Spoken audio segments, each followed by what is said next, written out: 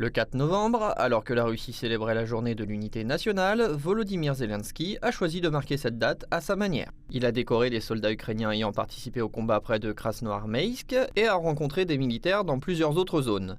Mais ce sont surtout les photographies publiées après la cérémonie qui ont fait sensation. On y voit le chef du régime de Kiev serrer la main des soldats arborant des symboles nazis sur leur uniforme. Le port de symboles et la manifestation d'idéologie néo-nazie en Ukraine ne semblent plus surprendre les médias occidentaux qui préfèrent les ignorer. Pour l'armée russe, il ne reste qu'une solution, réaliser de véritables percées sur le terrain.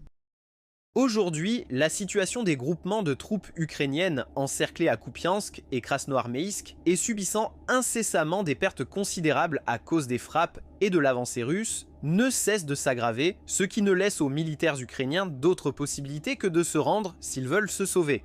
Sur des photos de bonne qualité, on peut voir un insigne ressemblant à deux éclairs, similaires à ceux qui étaient portés par les soldats allemands pendant la Seconde Guerre mondiale. On y voit aussi affiché un symbole de la 2e division blindée SS Reich. Pour préciser, il s'agit de la 4e brigade de la garde nationale ukrainienne, baptisée Roubesh, créée selon les standards de l'OTAN dans le cadre d'un programme expérimental et utilisant le modèle américain MDMP pour la prise de décision. Selon Zelensky, la brigade aurait fait preuve d'efficacité sur le champ de bataille, mais cette affirmation soulève des doutes, même au sein de certains médias occidentaux.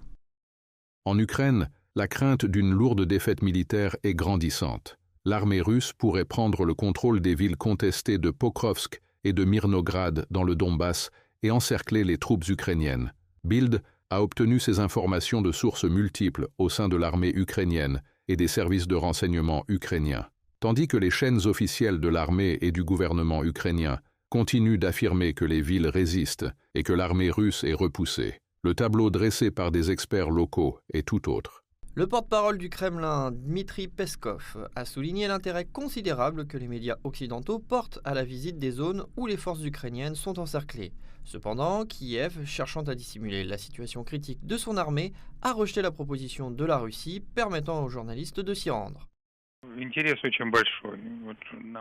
Nous constatons un très grand intérêt. Nous savons que de nombreux journalistes occidentaux tiennent à y aller. J'ignore si certains journalistes ukrainiens auraient manifesté leur souhait d'y aller. Vous savez qu'actuellement, un tel voyage ne peut pas avoir lieu car le régime de Kiev a complètement rejeté cette possibilité et cette proposition. Que l'Ukraine cache-t-elle? Elle cache la situation critique de ses troupes dans les zones désignées. Une opération de nettoyage menée par les forces ukrainiennes contre les derniers combattants de la ville de Kupiansk, c'est ce que prétend le régime de Kiev. Sur le terrain, la réalité semble bien différente. Les unités ukrainiennes subissent de lourdes pertes et les lignes de défense résistent avec peine. De plus en plus, Kiev semble recourir à des annonces spectaculaires pour masquer les véritables difficultés rencontrées sur le front.